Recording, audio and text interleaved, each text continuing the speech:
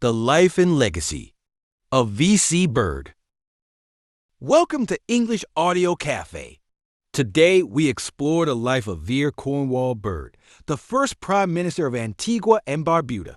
From humble beginnings to leading his nation to independence, V.C. Bird played a key role in shaping his country's future.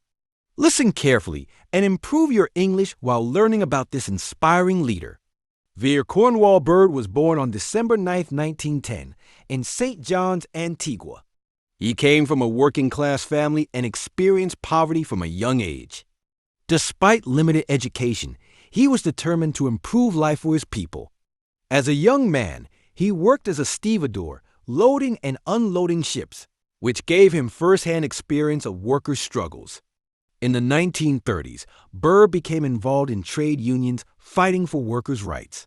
He helped form the Antigua Trades and Labor Union, LU, in 1939, which later became a powerful political force. Through the ATLU, he demanded better wages and working conditions for laborers, especially those in the sugar industry, which dominated the island's economy. As labor struggles turned into political movements, Bird founded the Antigua Labor Party, ALP, in 1946. He won a seat in the colonial government and became a strong advocate for self-rule. In 1960, he was elected chief minister and later became premier when Antigua and Barbuda gained self-governing status in 1967. His leadership paved the way for full independence. On November 1, 1981, Antigua and Barbuda became an independent nation, and V.C. Bird became its first prime minister.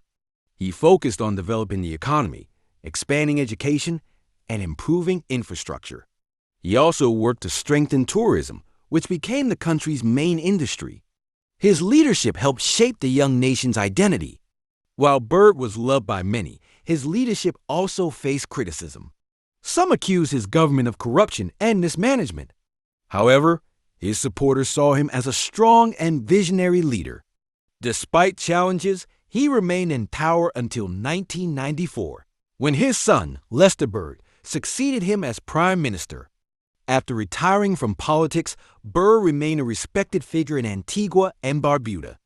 He was honored as the father of the nation for his role in achieving independence.